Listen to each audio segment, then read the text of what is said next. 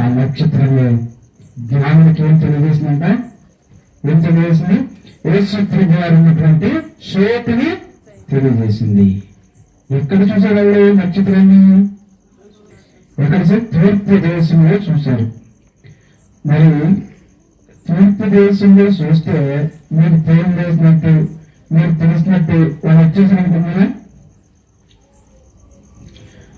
ఇప్పుడు బందేసుకు వచ్చేటానికి వారి సభ్యత పెట్టితే వచ్చేటానికి అప్పుడు ఏం లేదు. ఆటో సరిపోయింది కానీ బైక్ సరిపోయింది కానీ లేదు.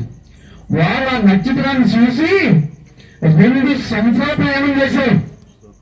దేవుని స్తోత్రం కలుగునుగాక. 2 సంవత్సరాలు ప్రయాణం చేసి అలా మొట్టమొదటిగా పుట్టినప్పుడు ఎక్కడ పొరుగు పెట్టమైంది? పశువుడి తొట్లు. మీరు జ్ఞానులు ఎక్కడ ఆరాధించారు? ఇంటిలో. దేవుని స్తోత్రం కలుగునుగాక.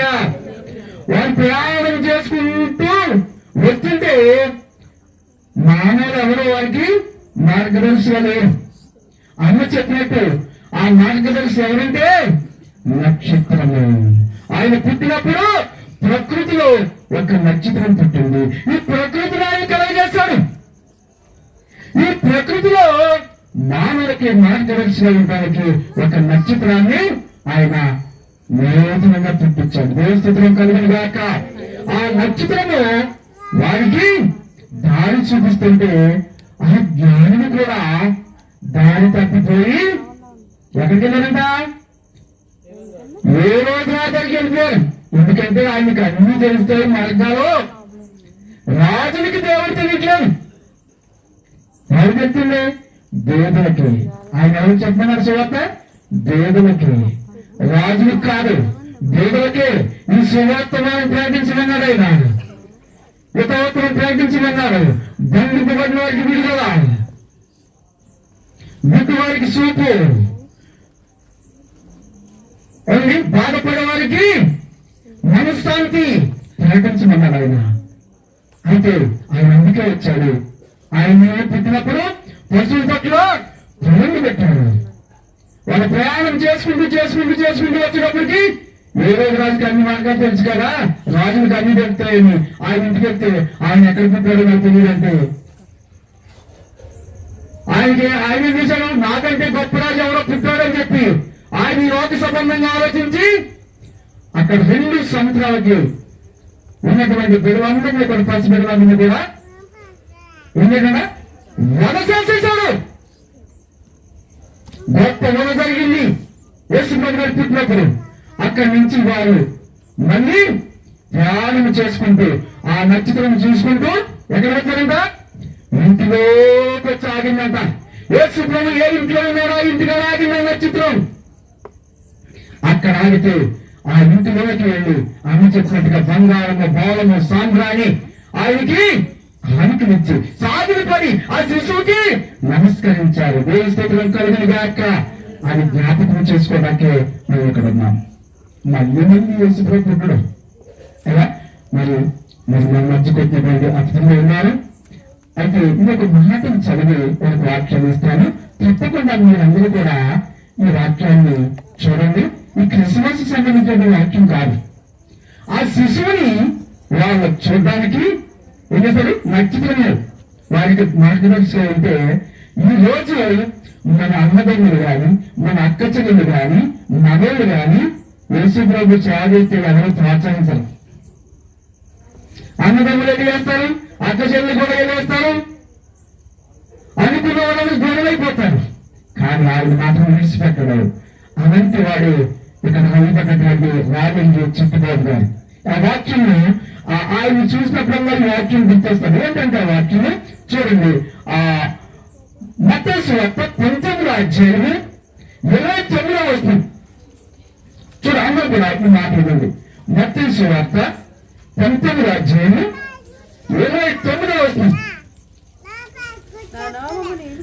నా నామము నిమిత్తము అన్నదమ్ములైనను, అక్క చెల్లెలైనను, తండ్రినైనను, తల్లినైనను, పిల్లలైనను, భూములైనను, ఇండ్లైనను విడిచిపెట్టిన ప్రతి వాడును నా రెట్లు ఏంటంట దేవుని నిమిత్తం ఏమన్నాడు? ఎందుకంట మన అందరూ విడిచిపెట్టారు, కానీ వేసిన విడిచిపెట్టలేదు, వేసిన విడిచిపెట్టలేదు. అక్క చెల్లి విడిచిపెట్టమన్నా లేదా? ఉందా?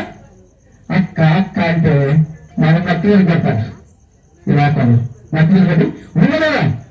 చూడండి, అన్నదమ్ములు కానీ అక్క చెల్లెలు కానీ తండ్రి నేను తల్లిగా విడిచిపెట్టమన్నారు. ఆయన తుఫాను వచ్చేస్తుంది చుట్టుపక్కల ఉంటే ఒడిశా ప్రాంతం ఎక్కడి నుంచి వెళ్ళిపోతున్నారు.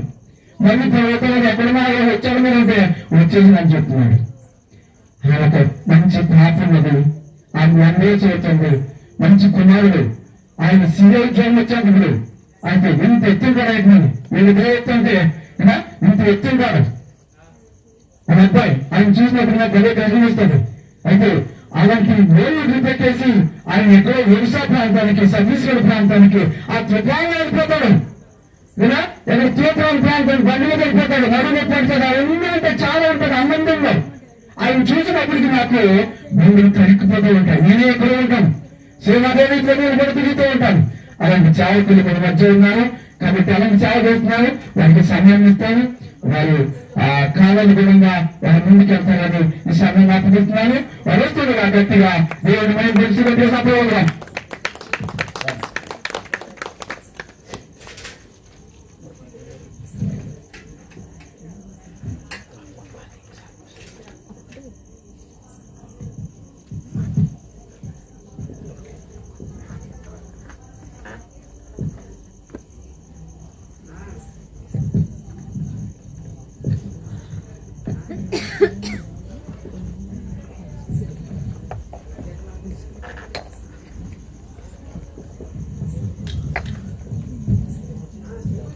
ప్రభునందు ప్రియమైన దేవుని బిడ్డలందరికీ ఈ రాత్రి నా హృదయపూర్వక వందనాలు చెల్లిస్తూ ఉన్నాను. మరి ఈ సమయాన్ని నాకు ఇచ్చిన దేవుని దాసులు డేవిడ్ పీజన్ గారు అలాగే పాస్టర్ గారు కూడా ఆ ప్రత్యేకమైన వందనాలు తెలియజేస్తా ఉన్నాను. దేవునికి స్తోత్రం. హల్లెలూయా హల్లెలూయా. ఈ సమయంలో కొన్ని మాటలు మనం విందాం దయచేసి. మరి అయ్యగారు నన్ను ఎక్కువ ఇక్కడ పొగిడేస్తున్నాడు. అది మీ కాదు, నాకు కాదు, ఎవరికి మనం చేసింది తెలియనక్కర్లేదు. అది ఎవరికి తెలియాలి? దేవునికి మాత్రమే తెలియాలి. మనం ఎంత చేసినా దేవునికి మాత్రమే తెలియాలి. నాకు ఇష్టం ఉండదు అది. ఎవరైనా నన్ను ఎక్కువ పొగిడినా చప్పట్లు కొట్టి నాకు అసలు ఇష్టము ఉండదు. చప్పట్లు ఎవరికి కొట్టాలి? దేవునికే కొట్టాలి. స్తుతి ఎవరికి చెప్పాలి? దేవునికే స్తుతి చెప్పాలి కదా. ఎవరిని కనపరచాలి? పరిశుద్ధాత్మ దేవుణ్ణి మాత్రమే కనపరచాలి. దేవునికి స్తోత్రం. హల్లెలూయా. మనం ఒక సాధనంగా దేవుడు మనల్ని వాడుకుంటున్నాడు అంతే. ఆ పని చేస్తూ కొంతమందికి ఎక్కడెక్కడో చెప్తే కొంతమందికి ఇష్టం. అది నాకు అస్సలు ఇష్టం ఉండదు. నేను అంటాను, అయ్యగారితో వచ్చినప్పుడు కూడా నాకు అవసరం ఏమీ చెప్పవద్దు అని చెప్పాను. కాబట్టి ఇది ఇష్టం కాదండి. ఏమంటే మన ద్వారా దేవుడు ఒక్కడ మాత్రమే గణపరచబడాలి అనేది ప్రాముఖ్యం. అవునా? అవునా కదా? దేవుని స్తోత్రం చెప్పండి ఒకసారి. చలేస్తుందా? మరి అంతకుముందు వారం క్రితం అయితే బాగా చలి ఉంది. అలాంటి చలిలో క్రిస్మస్ చేస్తే మనం కూర్చోలేం, 8 తర్వాత వెళ్ళిపోతాం కదా. ఈ వారంలో చాలా దేవుడు మనకి అనుకూలత ఇచ్చాడు. కాబట్టి దేవుని వాక్యంలో కొన్ని మాటలు ఇక్కడ ఏమని బోర్డు పెట్టారండి చూడండి. దావీదు పట్టణమందు నేడు రక్షకుడు మీ కొరకు పుట్టి అన్నాడు ఆయన వాక్యం పెట్టారు కదా. అవునే కదా? అవునండి. మీరు మాట్లాడబోతే నాకు మాటలు రావట్లేదు. మీరు మాట్లాడితే నేను మాట్లాడతా. అంటే మనందరం ఇక్కడ ఎవరు చెప్పండి? దేవుని పిల్లలం, దేవుని బిడ్డలం, మాట్లాడాలి. అవునే కదా? ఇక్కడ మనం చూస్తాము ఏమని చదివాం?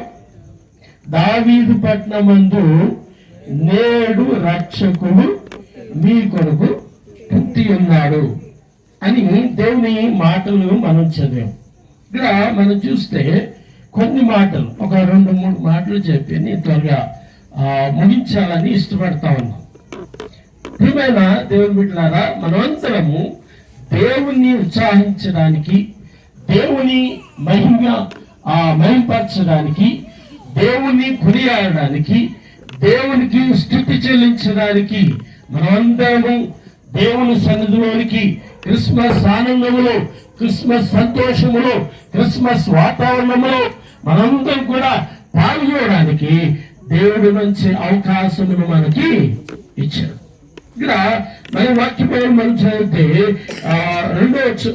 లూకాసు వార్త 2వ అధ్యాయము అక్కడి నుండి మనం చదువుతూ ఉంటే, ఆ దేశంలో కొందరు గొర్రెల కాపర్లు ఏం చేస్తారంట, ఆ పొలములో ఉండి రాత్రి వేళ తమ మందును ఏం చేస్తున్నారట, ఏం చేస్తున్నారమ్మా, కాస్తా ఉన్నారు కదా. అది రాత్రిరా కదా, రాత్రేనా, ఆ రాత్రి కదా, అవునా కదా. గొర్రెలు కాపర్లు ఎక్కడ, హైదరాబాద్ లో కాయట్లే అమ్మా, హైదరాబాద్ లో కాస్తున్నారా, హైటెక్ సిటీలో మేపుతున్నారా గొర్రెల్ని? మేపలే. ఎక్కడ మేపుతున్నారు? పొలములో కదా. పొలములో వారు గొర్రెలు కాస్తూ ఉండగా ఎవరు వచ్చారట వాళ్ళ దగ్గరికి? దూత వారి యొద్దకు వచ్చి నిలిచినప్పుడు ఏం జరిగింది? ప్రభు మహిమ వారి చుట్టూ ప్రకాశించినందున వారు ఏం చేశారమ్మా? భయపడ్డారు. అదే కదా.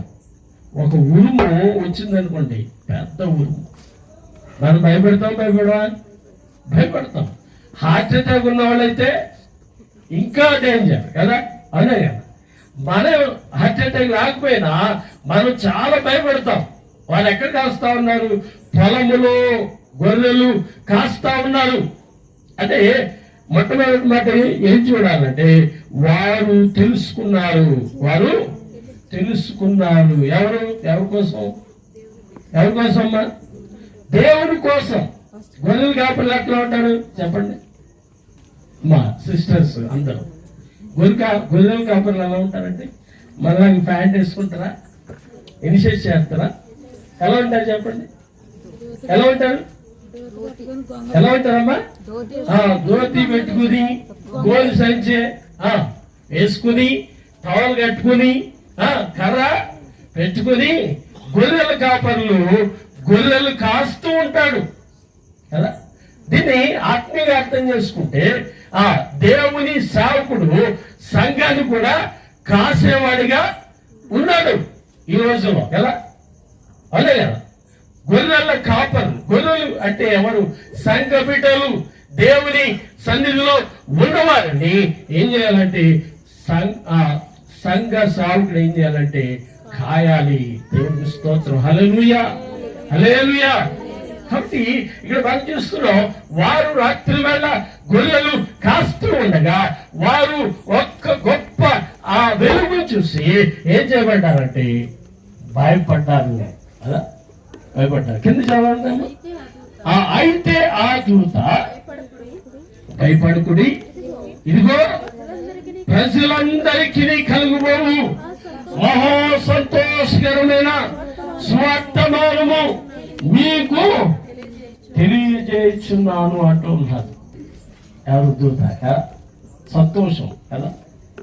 ఎవరు పుట్టారని? క్రీస్తు కదా. దేవుడు. గొర్రెల కాపర్లు ఆ మాట విన్నప్పుడు గొర్రెల కాపర్లకి ఒక గొప్ప ధైర్యం వచ్చేసింది. ఈ భయపడకుడి అన్న మాట ఎన్నిసార్లు ఉందండి బైబిల్ గ్రంథంలో? 365 సార్లు వ్రాయబడి. ఈ 365 సార్లు చెప్పినా ఇంకా మనం భయపడుతూనే ఉంటాం. ప్రతిదానికి భయమే.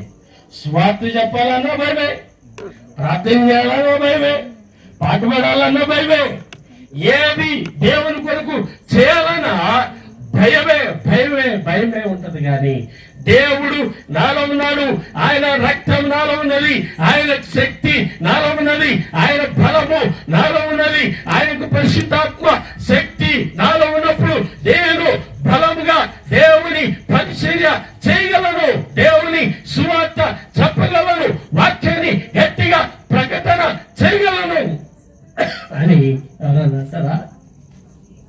అంటారా? అంటే పరిశుద్ధాత్మ దేవుడు మనలో పనిచేసినప్పుడు, పరిశుద్ధాత్మ దేవుడు మనల్ని వాడుకున్నప్పుడు మనం ఏం చేయబడతామంటే బలంగా దేవుని పరిచర్య చేయగలుగుతాం. మన శక్తి ద్వారా, మన జ్ఞానము ద్వారా, మన చదువు ద్వారా కదా, మనకున్న పలుకుబడి ద్వారా వెళ్తే దేవుని పని అక్కడ జరగదు. దేవా, నేను వెళ్తున్నాను, నా మార్గం అంతట్లో, నేను చేసే పని అంతట్లో పరిశుద్ధాత్మ దేవా నాకు సహాయము చేయనైనా అని దేవుని మీద ఆధారపడి వెళ్తే ఎంతటి పని అయినా సరే దేవుడు గొప్ప ఘనంగా ఆ పనిని జరిగిస్తాడు. ఇక్కడ దేవుని వాక్యం మనం చూస్తూ ఉన్నాం. వాళ్ళు భయపడతా ఉన్నారు, దిగులు పెడతా ఉన్నారు, ప్రయాసపడతా ఉన్నారు. ఎవరు ఈ వెలుగు, ఎవరు ఇంత వెలుగు ఎందుకు వచ్చింది అని చెప్పి వారు భయపడతా ఉన్నారు. కింద చదవండి ఆ మాట, కింద చదవండి.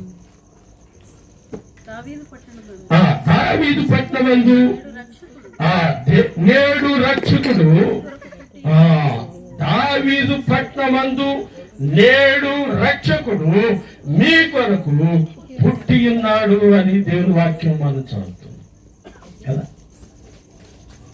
అందుకే దేవుని వాక్యంలో ఒక మాట ఉన్నది, మధ్యస్థ వార్త అనుకుంటా. దేవుని వాక్యంలో మాట చూడండి ఒకసారి, 11:28 వచ్చంలో, ప్రయాసపడి భారము మోసుకున్న సమస్త జనులారా నా యొద్దకు రండి, నేను మీకు విశ్రాంతిని కలుగు చేస్తాను. ఎవరు చెప్పారండి? పాస్టర్ గారు చెప్పలేదు, పాస్టర్ చెప్పలే, ఎవరు ఈ లోకంలో అలవాటు మాట ఎవరు చెప్పలేదు. ఎవరు చెప్పారంటే యేసుక్రీస్తు ప్రభు ఈ మాట చెప్తా ఉన్నాడు. ప్రయాసపడి భారము మోసుకుంటున్న సమస్త జనులారా నా యొద్దకు రండి, మీకు విశ్రాంతి కలుగజేస్తాను. ఇక్కడున్న గొర్రెలు కాపర్లు కదా, వారికి బాధలు ఉన్నాయి, కష్టం అన్నది, శోధనలు ఉన్నాయి, పాపంలో కూలిపోయిన వారు ఉన్నారు, శోధనలో ఉన్నవారు ఉన్నారు, బాధలో ఉన్నవారు ఉన్నారు, దుఃఖంలో ఉన్నవారు ఉన్నారు, అప్పుల బాధలో ఉన్నవారు ఉన్నారు, అనేకమైన వ్యాధుల చేత బాధపడుతున్న ప్రజలు అక్కడ ఉన్నారు. అయినప్పటికీ దేవుడు అక్కడ పిలుస్తూ ఉన్నారు. ఏర్పరిచారంటే నా యొద్దకు రండి, నా యొద్దకు వస్తే మీకు ఏం చేస్తాను? విశ్రాంతి కలుగు చేస్తాను కదా. అవునా కదా? ఈ లోకంలో మనకి ఎప్పుడు విశ్రాంతి ఉంటుందమ్మా? ఉంటుందా? ఎప్పుడు చూసినా బిజీ లైఫ్ కదా.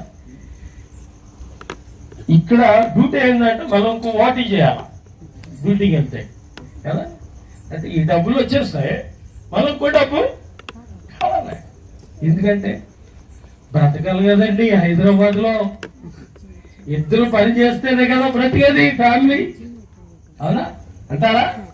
చాలా మంది ఇదే డైలాగ్, మేము బ్రతకాలా, పిల్లలు పెట్టాలా, మీ బ్రతకాలి, రూమ్ రెంట్ కట్టుకోవాలి, ఫీజులు కట్టాలి, ఓటీ చేయకపోతే మాకు పైసలు మిగలం ఉంటారా? అవునా కదా? నిజంగా దేవుణ్ణి కలిగి ఉన్న వారైతే దేవుడు నాకు ఇస్తాడు అన్న విశ్వాసం ఉంటే దేవుడు తప్పకుండా సమృద్ధిని కలిగి చేస్తాడు. దేవుడికి స్తోత్రం. హల్లెలూయా, హల్లెలూయా.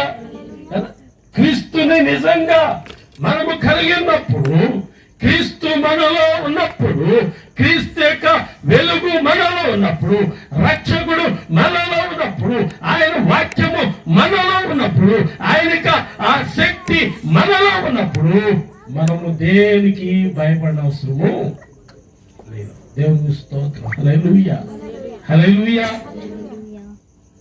నేను ఒక మాట చెప్తాను. ఈ హైదరాబాద్ ప్రాంతానికి వచ్చినప్పుడు మాకేమీ లేదా, ఏమి లేదు, ఇప్పుడు కూడా ఏం లేదు కదా.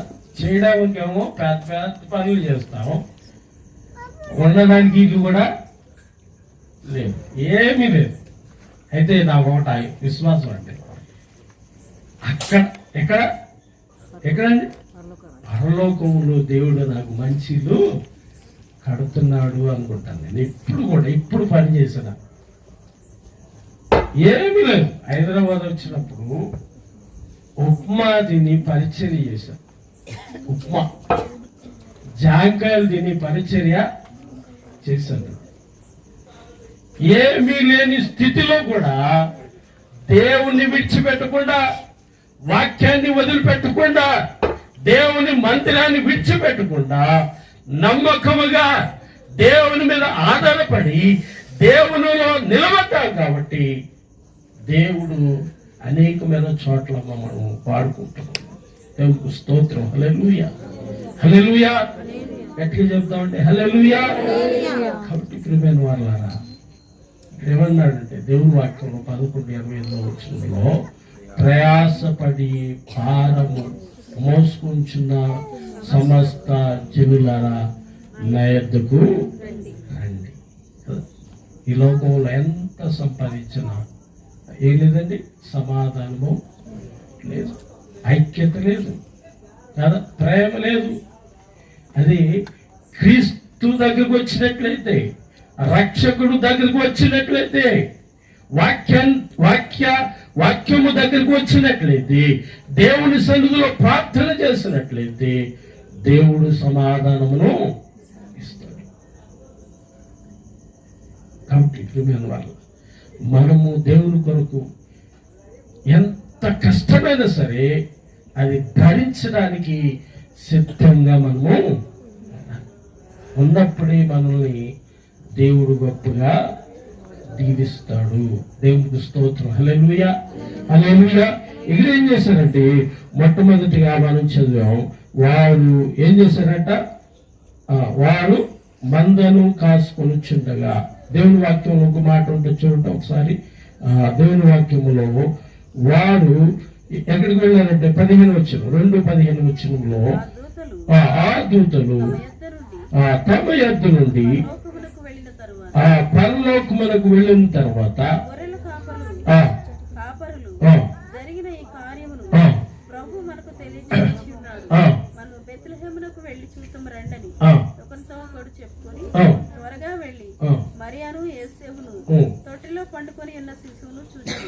ఏం చేశారంట, ఆ దేవుణ్ణి చూడడానికి వెళ్ళారు. మొట్టమొదటిగా ఏం చేశారంట, వారు మొదటిగా తెలుసుకున్నారు. తర్వాత ఏం చేశారు, ఎవరి దగ్గరికి వెళ్ళారు, దేవుణ్ణి చూడడానికి వెళ్ళారు. ఎలా వెళ్ళారు చెప్పండి. దేవుణ్ణి చూడడానికి ఎలా వెళ్ళారు, ఎలాగెళ్ళారండి వాళ్ళు? ఎలా వెళ్ళారమ్మా? ఉత్తి చేతులతో వెళ్ళారా? కారులు తీసుకుని వెళ్ళారు. ఇప్పుడు కారులు ఇమ్మన్నారేమో అయ్యగారు అనుకుంటారు. అప్పుడు యేసుని చూడడానికి వెళ్ళిన వాళ్ళు ఎలా వెళ్ళారు? సాంబ్రాణి, బోళము, బంగారం తీసుకుని వెళ్ళారు. మనం ఇప్పుడు చర్చికి వస్తే ఏం చేస్తాం చెప్పండి? బైబిల్ ఒకటే పట్టుకుని వస్తాం, అవునా? కానుకలు కూడా పట్టుకుని రావు. ఇప్పుడు ఏం చేస్తున్నారంటే ఎక్కువగా ఆన్లైన్ పేమెంట్లు అంట. ఇక్కడ కానుకలు కూడా ఆన్లైనే కదా, అదే కదా ఆన్లైన్ కదా. వాళ్ళు అట్లా చేశారా? గొర్రెలు కాపులు అలా చేశారా? జ్ఞానులు అలా చేశారా? ఎలా చేశారు? ఎట్లా పట్టుకుని వచ్చారు? పెట్టిలో కదా. ఆ పెట్టి ఎట్లాంటిది చెప్పాలి, ఎట్లాంటిది? మిలిటరీ వాళ్ళు పెట్టి చూసారా? పెద్ద పెట్టి ఉంటుంది కదా. అలాంటి పెట్టిలో బంగారం, బోళం, సాంప్రాణి దేవునికి ఇవ్వడానికి, దేవునికి కానుకలు ఇవ్వడానికి తీసుకొచ్చారు. మనం 100 ఇస్తే 100 మాటలు చెప్పాలి కదా. కానుక ఇస్తే 100 రూపాయలు ఇచ్చాను, అది నేను అయ్యగారికి 100 రూపాయలు ఇచ్చాను, అయ్యగారికి 100 రూపాయలు ఇచ్చాను. ఈరోజు ప్రేయర్కి వెళ్తే అక్కడ ఇదే గొడవ అంట, ఇదే గొడవ. నేను కానుక ఇచ్చాను చెప్పి గొడవ అంట. ఇలా చెప్తూ ఉంటారు మనుషులైతే. నిజంగా క్రీస్తుని కలిగిన వారైతే దేవుడు అన్నాడు, ఈ చేతి ఇచ్చింది ఈ చేతికి తెలియకూడదు అన్నాడు కదా. మనమైతే ఏం చేస్తాం, మైక్లో కూడా చెప్పేస్తాం కదా. డేవిడ్ గారికి 10,000 కానుక ఇచ్చారు అంటే ఈయన ఇక్కడ చెప్తామంటే ఆయన పొంగిపోతా ఉంటాడు అక్కడ కదా. అది ఆశీర్వాదము కాదండి. కాబట్టి దేవుని వాక్యంలో వారు ఏం చేస్తారంటే ఏది గుట్టు చప్పుడు కాకుండా వాళ్ళు ఏం చేస్తారండి, బంగారము బోళము కానుకలుగా వారు తీసుకుని వెళ్ళి దేవునికి అర్పించినట్లుగా పరిశుద్ధ లేఖనము మనకి తెలియజేస్తారు. వెళ్ళారు. ఎలా వెళ్ళారు? చూడటానికి వెళ్ళారు. యేసు ఎట్లా ఉంటారో చూడాలి చూడాలి చూడాలి అని చెప్పి వెళ్ళినట్లుగా దేవుని వాక్యంలో మనం చూస్తాం. చూడటం మాత్రమే కాదు, ఇంకేం చేశారమ్మా కింద చూడ మాట, కన్న వాటిని విన్న వాటిని ఎవరికి చెప్పారు? ఎవరికి చెప్పారు? చెప్పారా? ఎవరికి చెప్పారమ్మా?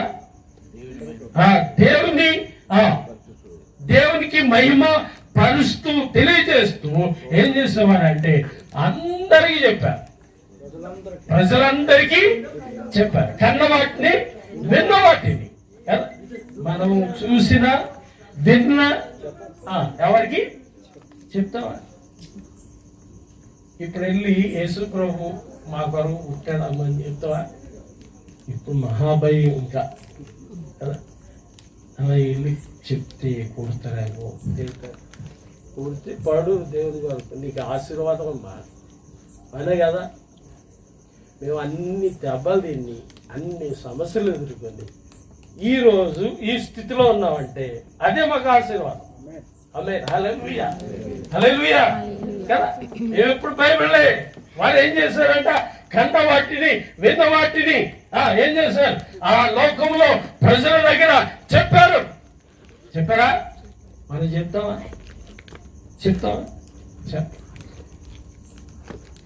యేసు నా కొరకు, యేసు నా పాపం కొరకు, నా రోగం కొరకు, నన్ను బాగు చేయడానికి, నా పాప జీవితాన్ని కడిగి వేయడానికి ఆయన ఇమ్మానుయేలుగా ఈ లోకంలోనికి వచ్చాడు అని చెప్తాం. ఆయన రక్షకుడిగా వచ్చాడు. నా పాపములు తొలగించడానికి, నా శాపాన్ని తొలగించడానికి, నా శోధనను తొలగించడానికి, నా అపాయము నుండి విడిపించడానికి ఆ యేసు నా ఇంటికి వచ్చాడు, నా హృదయంలోకి వచ్చాడు. ఆమేన్. హల్లెలూయా, హల్లెలూయా. క్రిస్మస్ అంటే మనం కొత్త బట్టలు కొనుక్కోవడం కాదండి కదా, పిండి వంటలు వండుకోవడం కాదు, వండుకొని మనమే తింటాం కాదు కదా. అదే క్రిస్మస్ అంటే ఏంటి అసలు చెప్పండి, చెప్పండి.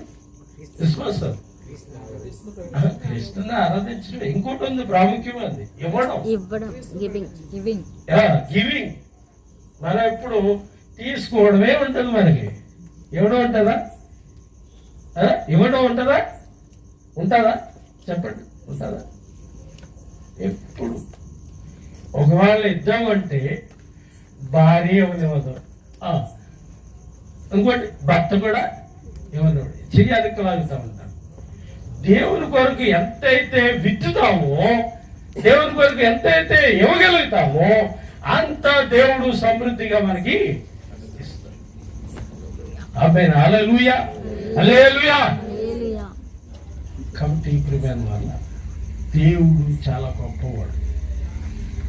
ఆయన లాంటి దేవుడు ఈ లోకంలో ఎవరు లేరు. నీ బ్రతుకుని, నా బ్రతుకుని మార్చిన దేవుడు ఆయనే ఇమ్మానుయేలు దేవుడు. హల్లెలూయా. నీ బ్రతుకును నా బ్రతుకును పరిశుద్ధంగా ఉంచిన వాడు క్రీస్తే, రక్షకుడే. ఆయన తప్ప ఈ లోకంలో ఎవరు నిన్ను నన్ను మార్చలేదు. ఈ రాత్రి దేవుడు నువ్వు చూస్తే, దేవుని దగ్గరికి వెళ్తే ఆ బ్రతుకు మారుతుంది. దేవుని వాక్యాన్ని చదివితే నీ బ్రతుకు, నీ స్థితిగతులు దేవుడు మార్చివేస్తాడు. కాబట్టి ప్రియమైన దేవుని బిడ్డలారా, మనమందరము దేవునితో కూడా కలిసి ఉంటే మన స్థితిగతులన్నీ కూడా దేవుడు మార్చగలిగిన వాడు. దేవుని స్తోత్రం. హల్లెలూయా, హల్లెలూయా. కాబట్టి మనమందరం కూడా క్రీస్తుని కలిగి ఉండి క్రీస్తు కోసం ఇంటూ ఉన్నాం, అంగీకరిస్తూ ఉన్నాం. కానీ అక్కడ ఏం చేయబడ్డారంటే, గొర్రెలు కాపాడు ఏం చేశారంటే విన్న వాటిని గురించి చెప్పారు కదా, కన్న వాటిని గురించి చెప్పారు. దేవునికి స్తోత్రగానము చేస్తూ ఉన్నారు. ఆమేన్, హల్లెలూయా. కాబట్టి ప్రియమైన దేవుని బిడ్డలారా, క్రీస్తు మనందరికీ తెలుసు. అయితే మనము ఒక్కరికైనా దేవుని వాక్యాన్ని చెప్పగలుగుతూ ఉన్నామా కదా? అప్పుడే నిజమైన క్రిస్మస్. ఎప్పుడైతే నువ్వు చెప్పగలుగుతావో, ఇతరుల్ని దేవుళ్ళలోనికి నడిపించగలుగుతావో, ఎప్పుడైతే దేవుని వాక్యములో వారిని నడిపించగలుగుతావో, అప్పుడే నిజమైన క్రిస్మస్ మన జీవితంలో కలుగుతుంది. దేవుడు ఈ మాటలు దీవించి ఆశీర్వదించును గాక. ఆమేన్. మనంతా కూడా కొన్ని నిమిషాలు కళ్ళు మూసుకుందాం.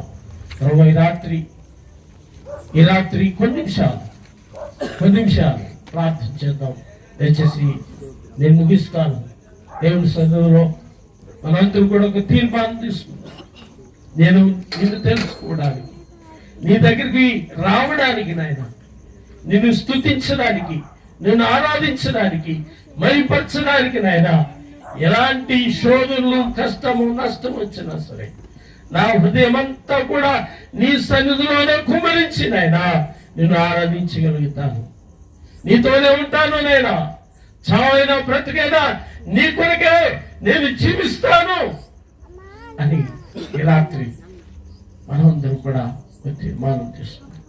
అయ్యా, నా కొరకు 2000 సంవత్సరాల క్రితం ఆ పరలోకాన్ని విడిచి ఈ భూలోకంలోనికి వచ్చి నాయన నన్ను, నా కుటుంబాన్ని, నా సంఘమును మీరు రక్షించారు ప్రభువా.